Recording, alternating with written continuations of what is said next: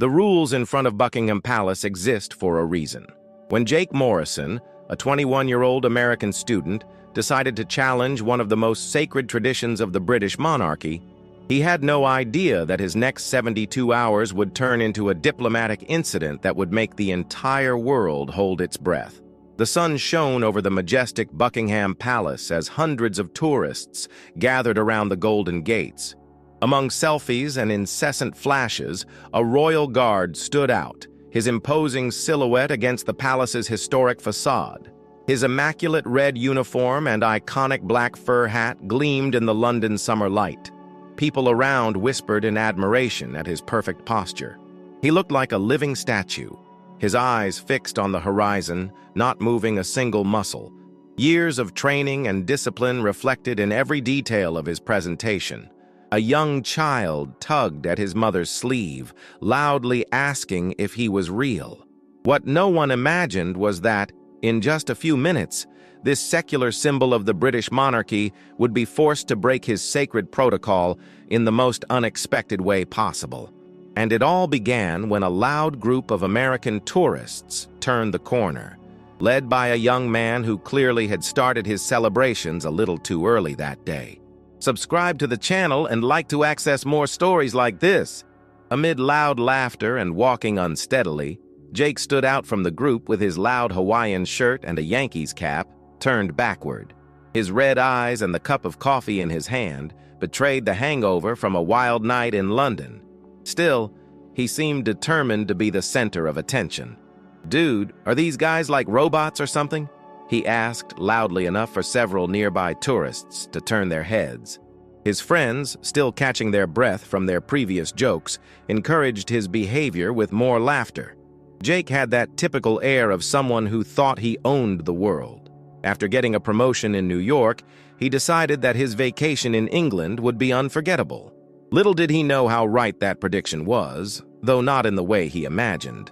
Swaying slightly, he approached the area reserved for the guards, gesturing exaggeratedly as he explained to his friends how it all must be just a big show for tourists. Some people around began exchanging worried glances, realizing that the situation could spiral out of control. "I'll show you that this is all theater," Jake announced, adjusting his cap with a boastful smile. The crowd around began to stir, anticipating what was to come. Jake approached the guard, sporting a provocative smile. "Hey, buddy, it must be hot in there, huh?" His friends laughed nervously, cameras in hand. The guard remained motionless, his gaze piercing through Jake as if he didn't exist. "Look at this, everyone!" Jake shouted louder, now waving his hands in front of the soldier's face. "He doesn't even blink! I bet he's an android!" A woman in the crowd murmured, "He shouldn't be doing that," while other tourists began to discreetly film. Encouraged by his own boldness and the lack of reaction, Jake started posing ridiculously next to the guard. "Hey, how about a selfie? Smile." He positioned himself next to the soldier, making increasingly elaborate faces. His friends, alternating between nervous laughter and worried looks, continued to capture everything. "Maybe he needs a little motivation to move," Jake announced, spinning around the guard like a predator circling its prey. The tension in the air was palpable. A child tugged at his mother's hand, whispering that this didn't seem right.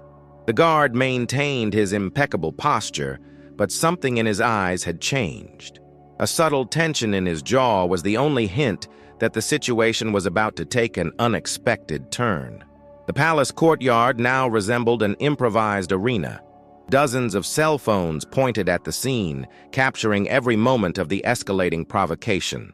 A group of British teenagers shook their heads in disapproval, while Asian tourists whispered among themselves, visibly uncomfortable. "This is going to go viral," shouted one of Jake's friends, further encouraging his behavior. An elderly lady, leaning on her cane, turned to a nearby tour guide. "Someone needs to do something." The murmuring gradually increased. Some spectators began to move closer, forming a semicircle around the scene. A mother covered her young child's eyes, predicting that this wouldn't end well. Comments in various languages mixed in the air, most expressing concern. "He doesn't know what he's getting into," murmured a man with a London accent to his wife. On the palace steps, Other guards watched the situation from a distance, their expressions unreadable beneath their characteristic hats. Jake, oblivious to the crowd's disapproving signals, continued his performance. The air grew even thicker when he turned to his friends and made a gesture suggesting his next move. A girl in the crowd covered her mouth with her hands, anticipating what was to come. "You haven't seen anything yet," Jake announced, staggering toward the guard. The sudden silence that followed was deafening. Everyone knew that a line was about to be crossed. In a quick and thoughtless move, Jake stretched out his arms and grabbed the royal guard's hat, snatching it off his head with an exaggerated flourish. The crowd let out a collective gasp of horror. Time seemed to freeze in that instant. "Just look at that! Now I'm royalty!" Jake laughed, putting the hat crookedly on his own head. The smile on his face began to falter when he realized that no one else was laughing. Even his friends had taken a few steps back, leaving him alone in the spotlight. The Guardian's face, once impassive, now emanated an aura of authority that made Jake gulp. The silence was so profound that the rustling of the leaves in the royal garden could be heard. A child in the back of the crowd broke the silence. "Mommy, he's in trouble, isn't he?" The innocent question echoed through the courtyard, amplifying the tension of the moment. Jake, still holding the hat, began to realize the gravity of his actions. His alcohol-flushed face was now paling rapidly as beads of sweat formed on his forehead. He had crossed a line that should not have been crossed, and now he was about to find out exactly why. With a precise and calculated movement, the royal guardian swung his ceremonial rifle, taking a position that made everyone instinctively step back. His voice, deep and authoritative, cut through the air like a blade. "You are under arrest for assaulting a member of His Majesty's Guard." Jake dropped the hat. His previous bravado completely evaporated. Two Metropolitan Police officers, who had been patrolling the area discreetly, emerged from the crowd. The sound of their radios crackling heightened the seriousness of the situation. I didn't know. It was just a joke," Jake stammered, his slurred words losing all previous confidence. His friends, now at a safe distance, were silently putting away their phones, avoiding his gaze. One of the officers pulled out handcuffs while the other began reciting Jake's rights. The metallic sound of the handcuffs closing echoed through the courtyard, making some tourists shudder. The royal guardian, after retrieving his hat, returned to his original position with the same military precision that characterized him. The crowd watched in silence as Jake was escorted out of the palace gates, his Hawaiian shirt now looking even more out of place against the historic backdrop. His last audible words were a confused apology, lost in the growing murmur of the onlookers. At the Westminster police station, Jake sat dejectedly in a gray interrogation room. His Yankees cap lay on the table along with his personal belongings. The hangover was now mingling with the sobering reality of his situation. "Mr. Jake Morrison," began the inspector, consulting a file. "Do you have any idea of the gravity of what you've done?" His calm voice carried a weight that made Jake shrink further into his chair. The inspector continued, "Assaulting a member of the Royal Guard is not just disrespecting a soldier, it is an offense against the British Crown. This can result in up to 6 months of detention as well as a substantial fine." Jake raised his eyes, now completely sober. Can I call the American embassy?" "You certainly can," replied the inspector. "But I must warn you that your nationality does not exempt you from British laws. Your case is already receiving considerable media attention."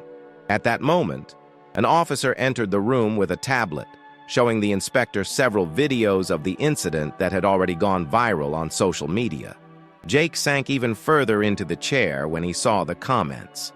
"American tourist idiot disrespects British tradition" was just one of the milder headlines. The reality of his situation began to weigh like lead on his shoulders. His unforgettable vacation had turned into a diplomatic nightmare. "Your parents have already been notified," the inspector informed, observing Jake through the reflection in the window. The typically cloudy London sky looked especially grim that afternoon. "They are quite concerned." Jake ran his hands over his face. remembering his mother's words before the trip. "Please behave. Represent our country well." Now those words sounded like an ironic prophecy. His phone on the table kept vibrating with notifications. Friends and family were sending links to articles about the incident. His face was all over the major British news portals, and the video had already spread globally. "There's one thing you need to understand," the inspector continued, sitting down across from him. "The Royal Guard is not a tourist attraction.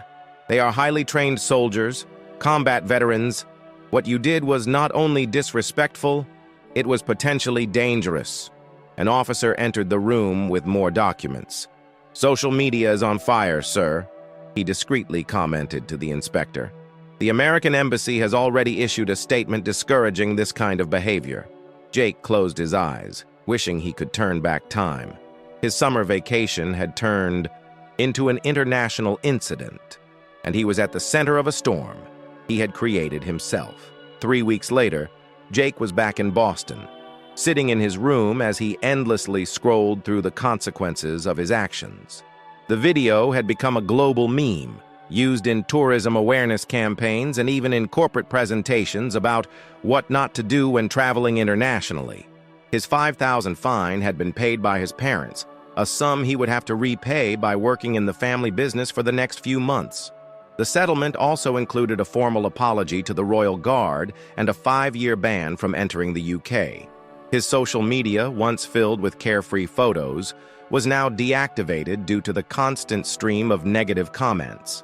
His travel friends had completely disappeared, except for Marcus, who occasionally sent messages asking if he was okay. At university, Jake had become involuntarily famous. Some professors used his case in discussions about cultural diplomacy and social responsibility. In the cafeteria, someone occasionally still shouted, "God save the king," when he walked by, followed by muffled laughter. At his table, a local newspaper still held the headline, "Boston student learns international respect lesson the hard way." Next to it, a letter from the British Embassy confirmed his ban from entering the country. Jake picked up his phone and opened the last message from his mother. "Sometimes the most important lessons in life are the hardest to learn."